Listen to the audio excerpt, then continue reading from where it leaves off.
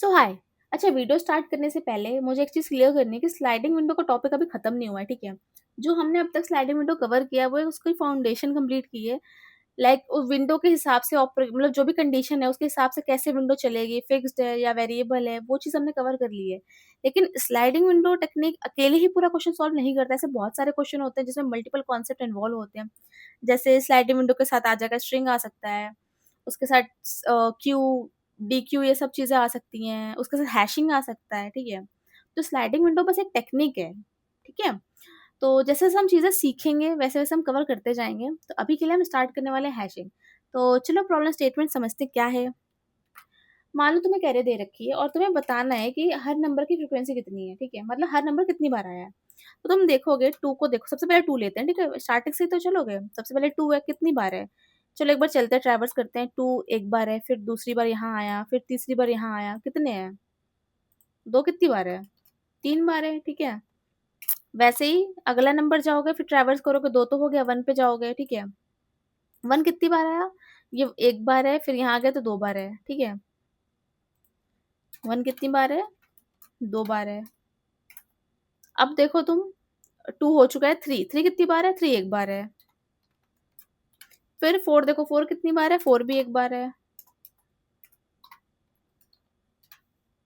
ठीक है? जैसे कि हमने किया, जैसे हमने पहले 2 काउंट किया, फिर 1 किया, फिर 3 किया, फिर 4 किया, ठीक है? अब 2 काउंट यहाँ से शुरू किया था हमने, ये काउंट हम करते गए, हमने ना स्टोर करा लिया यहाँ पे, मतलब हमने फ्रीक्वेंसी बता दी, कितनी बार हम 2 के लिए एक बार ट्रैवर्स किया हमने, ठीक है? फिर एक बार 1 के लिए ट्रैवर्स किया, फिर एक बार 3 के लिए भी ट्रैवर्स किया, फिर एक बार 4 के लिए भी ट्रैवर्स किया, मतलब हमने 4 बार ट्रैवर्स किया हर एक नंबर के लिए। 4 नंबर थे जो कि यूनिक थे और चारों नंबर की फ्रीक्वेंसी जानने के लिए, काउंट जानने के लिए हमने 4 बार ट्रैवर्स किया, ठीक है? क्या कर रहे हैं? रिपीट कर रहे हैं, ट्रैवर्सल रिपीट कर रहे हैं, ठीक है? और दूसरी चीज़ हम क्या कर रहे हैं? काउंटिंग रिपीट कर रहे हैं, ठीक है? लेकिन बहुत बड़ी एरे हो तो तुम क्या करोगे? मतलब पूरी एरे देखोगे फिर से, बहुत ज़्यादा टाइम नहीं लगेगा।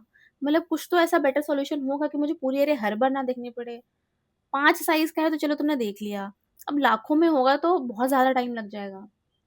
तो मान लो अगर हम पहले से ही इसकी फ्रीक्वेंसी स्टोर करा लें, मतलब 2 कितनी बार है, 1 कितनी बार है, 3 कितनी बार है, 4 कितनी बार है, अगर हम पहले से ही कहीं स्टोर करा लें, किसी जगह हम स्टोर करा लें और अगर किसी ने भी पूछा ये 2 कितनी बार है, तो तुम वहाँ देख के सीधा बता दो, तो काम ईज़ी नहीं हो जाएगा? मतलब अगर तुम्हें बार-बार कैलकुलेट ना करना पड़े, बार-बार ट्रैवर्स का काउंट ना करना पड़े, अगर तुम एक ही जगह ये चीज़ एक बार निकाल लो और तुमसे कोई कभी भी पूछेगा, तुम देख के बता दोगे अरे 2 के पास तो 3 काउंट है, 2 का 3 काउंट है, 1 का 2 काउंट है, आराम से देख के बता दोगे, है ना? तो इसी आइडिया को बोलते हैं, मतलब ये जो हम करेंगे, इसी आइडिया को बोलेंगे हैशिंग। तो हैशिंग का एक रूल होगा, store once use many time. Hashing का रूल क्या होगा? Store once use many times. एक बार स्टोर कर लो, उसके बाद जितनी बार चाहिए उतनी बार यूज़ करो इसे, ठीक है? तो देखो, इसको बार-बार तो तुम ट्रैवर्स करते जाओगे तो ब्रूट फोर्स हो गया तुम्हारा और बहुत ज़्यादा टाइम टेकिंग है। बट इसका कुछ तो स्मार्टर अप्रोच होगा जो कि मैंने अभी बताया, हैशिंग। तो इसमें होगा कैसे? तो तुम्हें ना एक जगह बनानी पड़ेगी ना, एक जगह बनानी पड़ेगी जहाँ पे तुम वो स्टोर कर रहे होगे। मान लो तुम्हारा जैसे अरे है 2, 1, 2, 3, 1, 2, 4, ठीक है? पहला क्या है?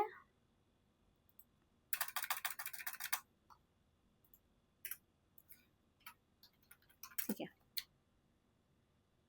ये हमने कोई एक जगह डिसाइड की है, मतलब एक जगह बनाई है इसके लिए कि जहाँ पे हम सब कुछ स्टोर करने वाले हैं, इसका काउंट स्टोर करने वाले हैं, ठीक है? तो मान लो तुम गए यहाँ पे पहले एलिमेंट के पास, ठीक है? नंबर के पास, तुमने देखा 2 है, कितनी बार है? अभी एक बार दिख रहा है तो 2 में 1 स्टोर कर दोगे, ठीक है? फिर तुम अगले नंबर पे जाओगे, ठीक है? अगला नंबर क्या 1 है, तो तुम यहीं पे इस 1 को स्टोर कर दोगे। 1 कितनी बार है? 1 बार है, ठीक है? फिर तुम अगले नंबर पे जाओगे। अब देखो अगले नंबर के लिए तुम देखोगे कि 2 ऑलरेडी एग्ज़िस्ट करता था, है ना? तो तुम दोबारा 2 यहाँ नहीं लिखोगे, यहाँ दोबारा 2 नहीं लिखोगे क्योंकि ऑलरेडी है, एग्ज़िस्ट करता है। इसका काउंट 1 से 2 कर दोगे। इसका काउंट अब क्या हो जाएगा? 1 से 2। चलो मैं अगली इटरेशन में बताती हूँ। इसका काउंट हो गया 1 से 2, ठीक है, अभी इसका काउंट है, ठीक है। अब तुम गए 3 पे, तुम इस पे गए 3 पे, 3 का काउंट कितना है, अभी तुम्हें 1 दिख रहा है, ठीक है। 2 का काउंट हमने बढ़ा दिया, यहाँ पे 3 पे गए, 3 का काउंट अभी मुझे 1 दिख रहा है, मैंने 1 कर दिया। फिर तुम यहाँ पे गए 1, देखा 1 है, ऑलरेडी एग्जिस्ट करता है, तो तुम इसे फिर से काउंट को बढ़ा दोगे।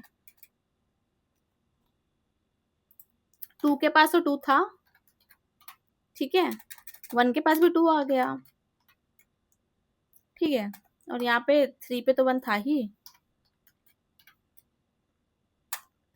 ठीक है। 1 पे गया, अब अगली बार कहाँ गया, 2 पे गया, फिर 2 ऑलरेडी एग्जिस्ट करता है, 2 ऑलरेडी एग्जिस्ट करता है, फिर 2 का काउंट बढ़ा दो, 2 का काउंट कितना हो गया, 3 हो गया, ठीक है। 1 का काउंट कितना था, 2 था, 3 का काउंट कितना था, 1 था, और 2 के बाद क्या नंबर आया है, 2 हमने कर लिया, 4 देखा, 4 यहाँ लिखते हैं, 4 का काउंट देखा इसने, 1 है, हमारी एरे खत्म, ठीक है। अच्छा ठीक से कर लेते हैं। तो देखो, अगर मैं एक ही जगह पे स्टोर कर लूँ, सारे काउंट अगर कर लूँ मैं एक जगह स्टोर, और मुझसे कोई भी क्वेश्चन में या कोई भी पूछे कि 2 कहाँ पर है, मतलब 2 कहाँ पे नहीं है, मतलब 2 कितनी बार है, 1 कितनी बार है, 3 कितनी बार है, तुम बस देखो, वो जगह देखो, वो स्टोरेज देखो, और तुम तुरंत बता दो, ठीक है। तो जैसे कि मैंने कहा कि पहला नंबर पे हम जाएंगे, ठीक है।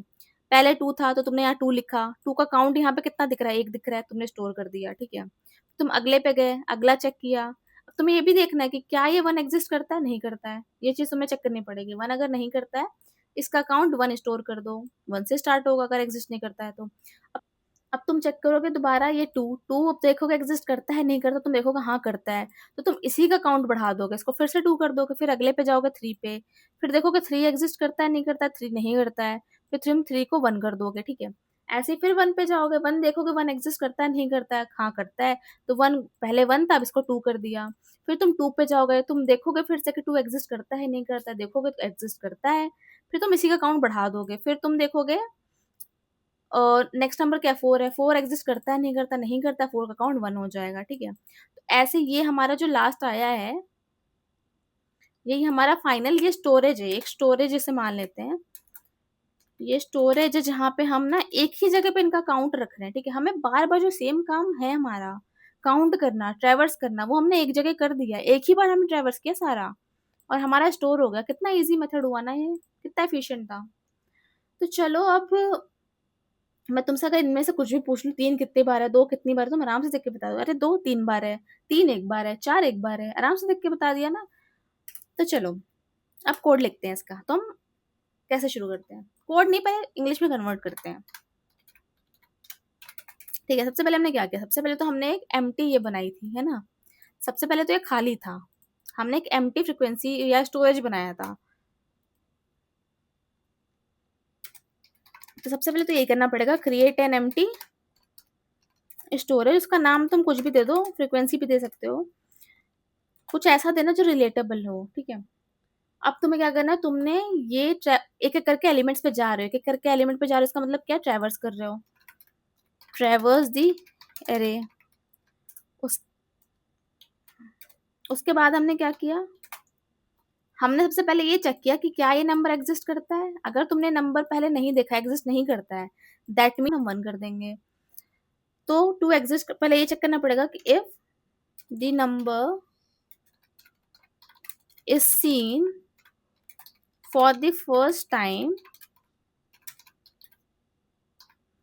Store its frequency as 1। अगर तुम पहली बार देख रहे हो तो 1 स्टोर कर दो, लेकिन अदरवाइज अदरवाइज हम क्या करें, जैसे कि हमने 2 1 तो पहली बार देखा था, तो इसमें हमने 1 1 स्टोर कर दिया, ठीक है। जब हम अगले एलिमेंट पे गए थे जो कि 2 था, और 2 ऑलरेडी एग्जिस्ट करता, तो हमने क्या किया, उसी का काउंट अपडेट कर दिया, 2 कर दिया। तो अदरवाइज में क्या आ जाएगा, increase the stored frequency, increase the stored frequency by 1, एक से हम कर रहे हैं, ठीक है। बस ये बात खत्म हो गई, यही किया ना हमने, इंक्रीज कर रहे हैं, एग्जिस्ट करता है तो इंक्रीज कर दे रहे थे, नहीं करता है तो काउंट 1 हो रहा था, यही हो रहा था ना पूरे इसमें, स्टोरेज वाले एरिया में। फिर जब आपका फाइनल आंसर आ जाए, आप रिटर्न कर दो सारी फ्रीक्वेंसी, रिटर्न ऑल फ्रीक्वेंसी, ठीक है, रिटर्न कर दो, या फ्रीक्वेंसीज हमें रिटर्न करनी है। तो चलो अब इसे अगर कोड में हम कन्वर्ट करें, पहले इसे हम कर देते हैं कमेंट आउट।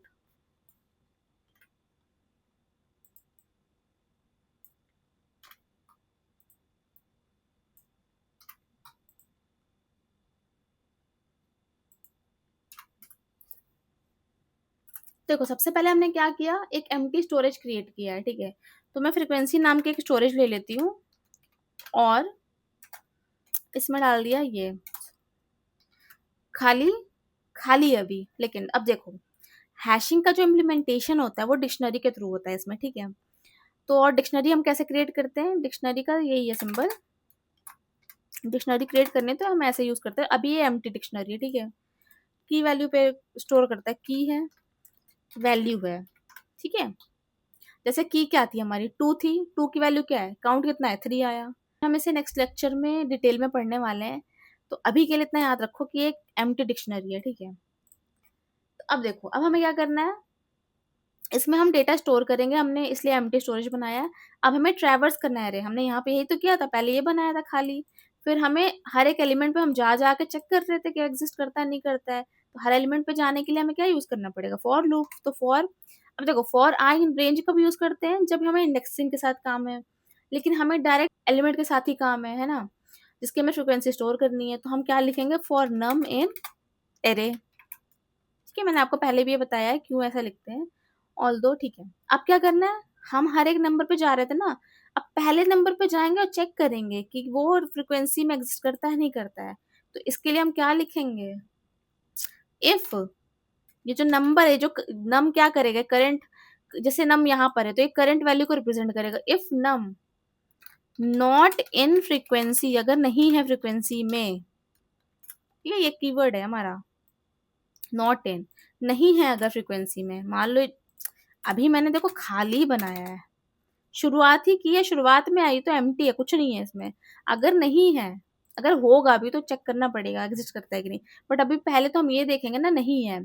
अगर नहीं है तो हमें क्या करना है, पहला नंबर अगर हमें नहीं मिला तो हमें फ्रीक्वेंसी ऑफ नम में 1 स्टोर कराना है। फ्रीक्वेंसी ऑफ नम में मतलब ये जो करंट वेरिएबल है 2, उसमें 1 स्टोर कराना है, ठीक है। ये सिंपल है। फ्रीक्वेंसी हमारी एम्प्टी डिक्शनरी है, ठीक है। चलो डिक्शनरी ऐसे बनती है ना, ऐसे कर देती हूँ मैं। डिक्शनरी है, इसमें क्या करेगा, फ्रीक्वेंसी ऑफ नम, इस वाली में डिक्शनरी में ये जो नंबर है 2 की जो फ्रीक्वेंसी जो वैल्यू होगी वो स्टोर करा देगा, वो कुछ ऐसा कराएगा। अभी के लिए ऐसा, जैसे मैंने ऊपर ड्राई रन बताया था, ठीक है। मैं फिर से ड्राई रन नहीं बता रही, बस एक एग्जाम्पल ले रही थी। अगला क्या है, if the number is seen for the first time store it frequency as 1, वही किया मैंने, वही किया मैंने, ठीक है। और अगर नहीं, अगर ऐसा नहीं है, अदरवाइज में क्या, अगर जैसे मान लो मैं दोबारा यहाँ पे गई 2 पे, 2 तो एग्जिस्ट करता है, अगर ऐसा नहीं है तो क्या करना है, एल्स में जाएगा।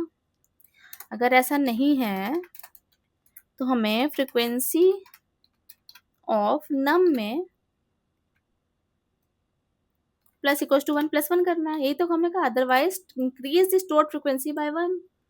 और जैसे ही ये लूप खत्म होगा, मैंने ट्रैवर्सिंग यहाँ तक खत्म की, मुझे सारी फ्रीक्वेंसी यहाँ मिल जाएगी, यहाँ मिल जाएगी तो मैं रिटर्न कर दूंगी। तो जैसे ये लूप खत्म होगा मुझे कर दो फ्रीक्वेंसी रिटर्न, ठीक है। चलो इसका एक फंक्शन बना लेते हैं जो कि टैब फंक्शन होने वाला है हमारा, डेफ फ्रीक्वेंसी काउंट, और उसमें एक एरे जाने वाला है क्योंकि सिर्फ एरे के साथ हमें काम है, ठीक है। और हमारा, चलो एक एरे यहाँ लिख लेते हैं और रिटर्न कर देते हैं, प्रिंट करा लेते हैं अपनी वैल्यू। प्रिंट, ये फंक्शन कॉल कर दो, बस ड्राई वो करते हैं, रन करते हैं। देखो आ गया ना, डिक्शनरी की तरह आ गया, की था, इसकी वैल्यू थी, जैसे कि हमारे फ्रीक्वेंसी काउंट में ये नंबर है और ये फ्रीक्वेंसी है उसकी, ठीक है। तो आ गया आंसर, डिक्शनरी में आंसर आया, ठीक है। और चलो होमवर्क कर लेते हैं, होमवर्क मैं दे देती हूँ, आज के लिए इतना ही है, एंड होमवर्क करते हैं। तो मैं क्वेश्चन है, अभी तो मैंने फ्रीक्वेंसी काउंट की है, ठीक है, लेकिन तुम्हें बताना है, सेम तो मेरे सेम ले लेना, जो भी तुम्हें लेना ले लेना। तुम्हें फाइंड करना है, find the element with the maximum frequency, मतलब अभी तक तो हमने यहाँ पर फ्रीक्वेंसी निकाली ना, यहाँ फ्रीक्वेंसी निकाल ली, फ्रीक्वेंसी काउंट करना बताया। तुम्हारा होमवर्क ये होने वाला है, तुम्हें एलिमेंट फाइंड करना है जिसकी सबसे ज्यादा फ्रीक्वेंसी, जैसे इसमें सबसे ज्यादा फ्रीक्वेंसी किसकी है, 2 की है, तो तुम्हें ये एलिमेंट फाइंड करना है।